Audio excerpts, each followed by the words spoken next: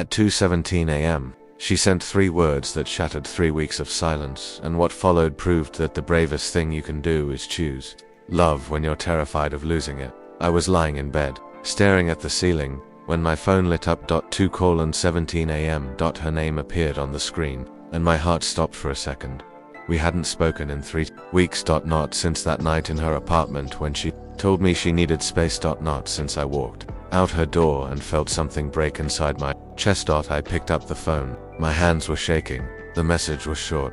Are you awake? I stared at those 3 words for what felt like an hour. My thumb hovered over the keyboard. I wanted to type something cool, something that showed I was doing fine without her, but I wasn't fine. I typed back. The dots appeared immediately. She was typing. Then they stopped. Then they started again. I sat up in bed, my heart pounding. Finally, her message came through. I can't stop thinking about that Tuesday. I knew exactly which Tuesday she meant. It was 6 months ago. We weren't even together yet. We were just friends who stayed up too late talking. That Tuesday, it rained so hard the streets flooded. She had come over to my place after work because her apartment's power was out. We ordered Thai food and sat on my couch, and somewhere between the pad Thai and the second bottle of wine, something shifted. I remembered the way she looked at me when I told her about my dad. How he left when I was 11, how I found out years later he had another family 2 states over. No one knew that story, not my best friends, not my ex-girlfriend of 2 years, but I told her and she didn't try to fix it. She didn't tell me everything happens for a reason.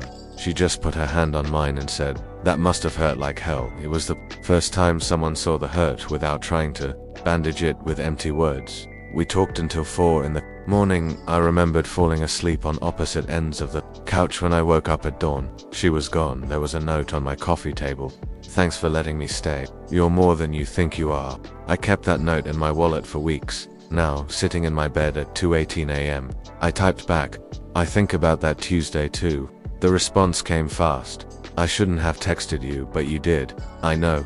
Why tonight? The dots appeared and disappeared 3 times. When her message finally came, it was longer. Because I'm tired of pretending I don't miss you.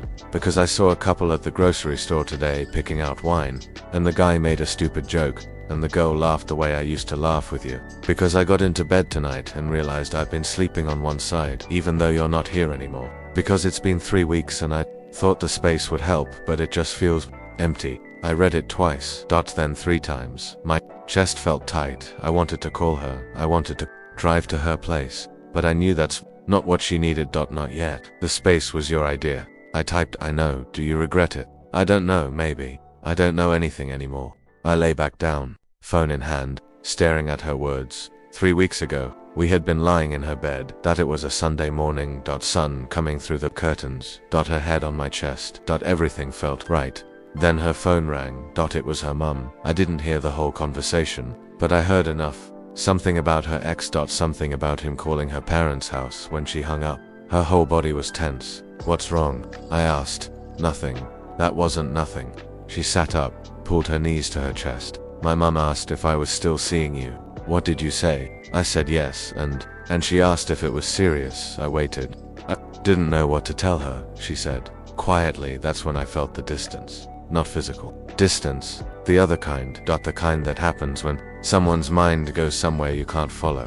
Is it serious? I asked. She looked at me, and I saw something in her eyes I hadn't seen before. Fear. I don't know if I'm ready for serious, she whispered. We've been together for 4 months. I know. We've said things to each other. That felt pretty serious, I know. So what changed? She didn't answer right away. When she did, her voice was so small I almost didn't hear it. He destroyed me. My ex, he destroyed me, and I thought I was over it. But hearing his name today, I realized I'm still scared.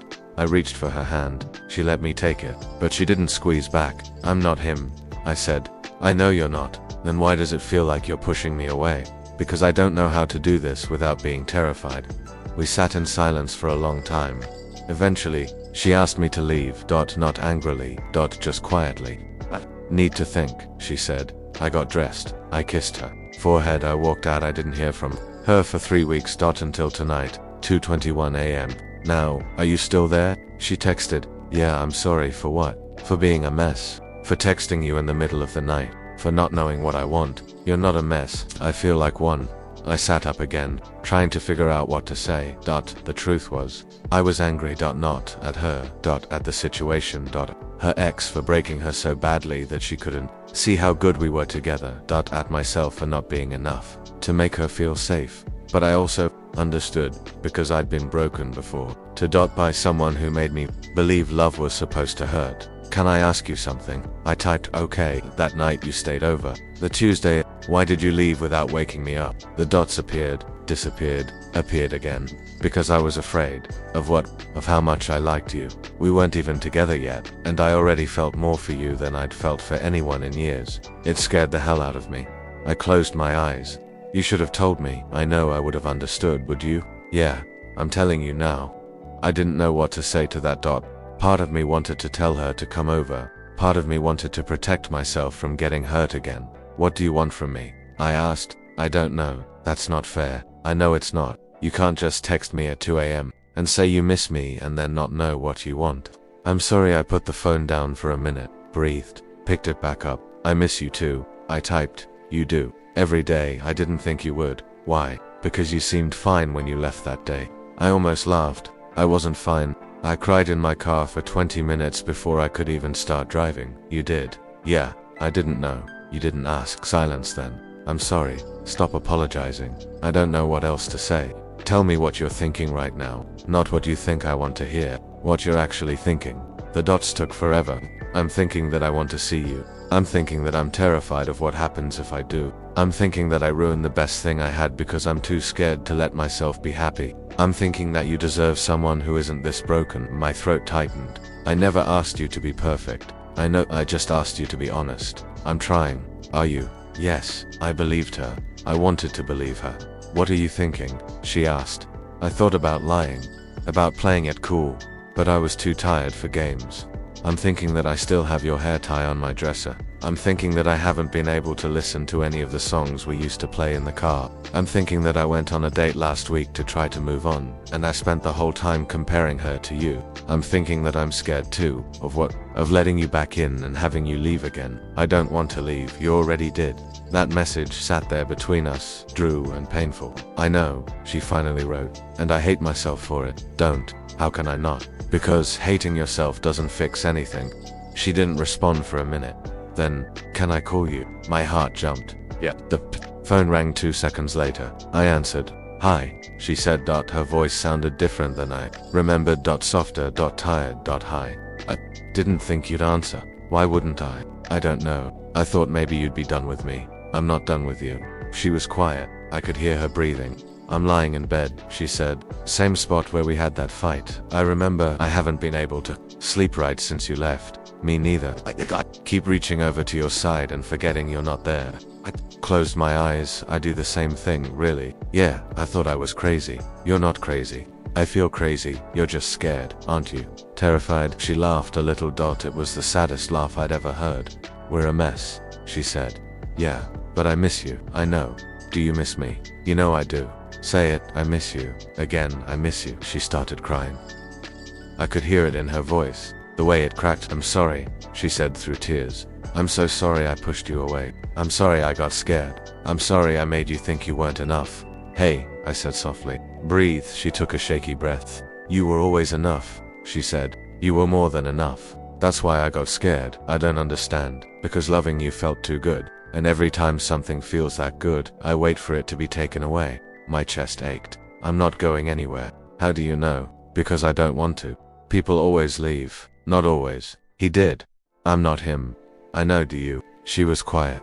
I'm trying to know that, she whispered. I'm really trying. I lay back on my pillow, phone pressed to my ear. Tell me about your week, I said. What? Your week? What did you do? Why? Because I want to know. She hesitated. Then she started talking. She told me about work, about how her boss was being an asshole. About the new coffee shop she found near her apartment, about the book she'd been reading but couldn't focus on, about her sister calling to ask about me. What did you tell her? I asked. That we were taking a break. What did she say? She said I was an idiot. I smiled. Little, your sister's smart. Yeah, we talked for an hour, maybe longer, about nothing and everything. It felt like that Tuesday. Again, like when things were easy. Eventually, her voice got quieter, sleepier. I should let you go, I said. I don't want to hang up, you sound exhausted. I am, then sleep. Will you stay on the line? Yeah, promise. Promise. I heard her shift in bed. Get comfortable. Thank you, she whispered. For what? For answering, for talking to me, for not hating me. I could never hate you, even after I hurt you. Even then, she was quiet for a moment. I think I'm falling asleep, she murmured. That's okay. Don't hang up. Won't. Her breathing slowed, deepened. I listened to her fall asleep. The same way I used to when she'd stay over, when I'd wake up in the middle of the night and just watch her. The way her hair fell across the pillow, way she'd curl into herself, the way she looked peaceful. I must have fallen asleep too, because when I woke up, light was coming through my window. The call was still connected. 6 hours and 43 minutes. I could hear her moving on the other end. You're still there, she said softly.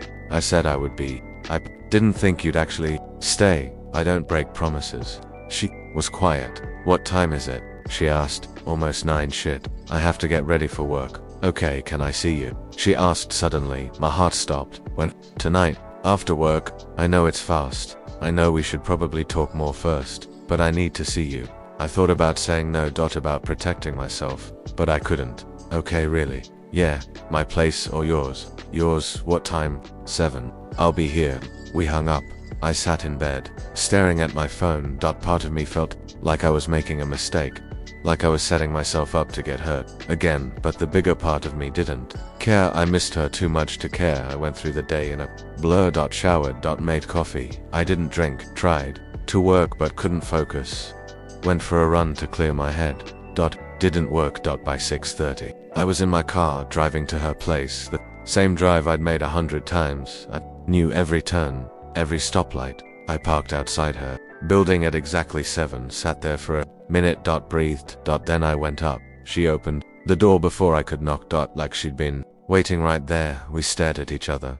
She looked different, thinner, maybe tired. But still her, still the person I'd fallen for. Hi, she said. Hi. We stood there in the doorway, neither of us moving. Then she stepped forward and wrapped her arms around me, buried her face in my chest. I held her. I held her so tight. She was shaken, or maybe I was, I couldn't tell.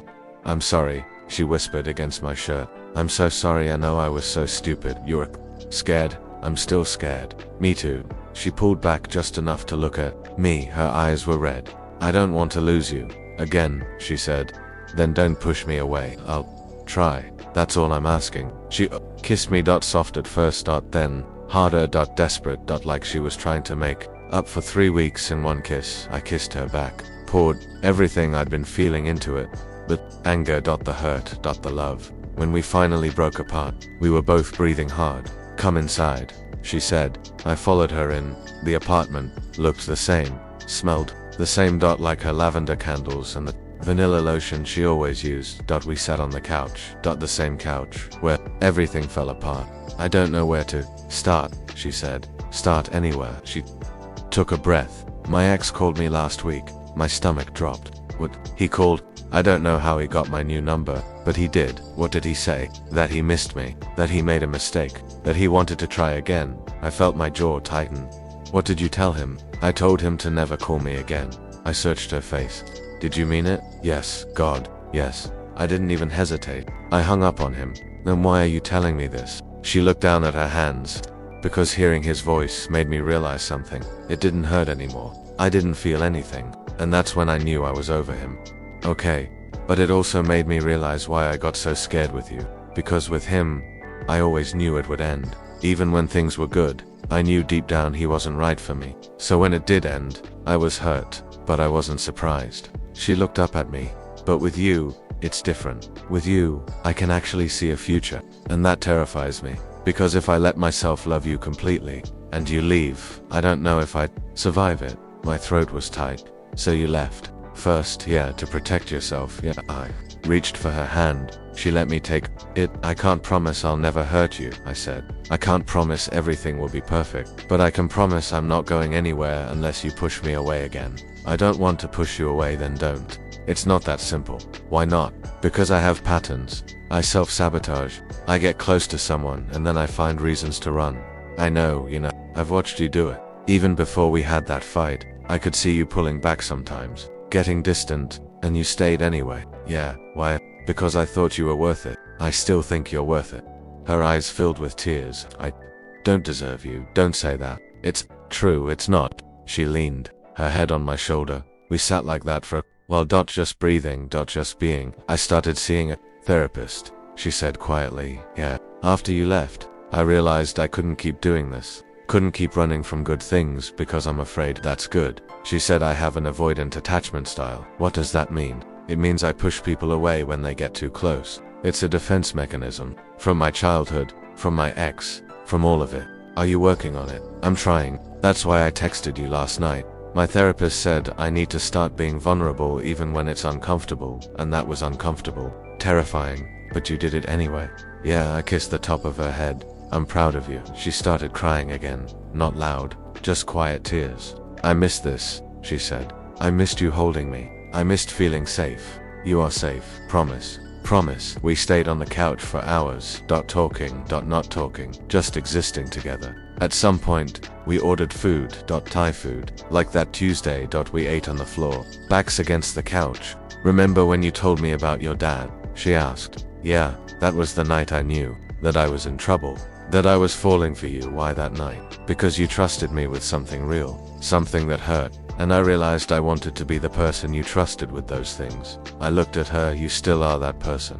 She smiled, small but real. Can I ask you something? She said. Anything. That date you went on last week, what about it? Did you kiss her? I hesitated. Yeah, she flinched. Did it mean anything? No. Are you going to see her again? No. Why not? Because she wasn't you. She looked down at her pad thai.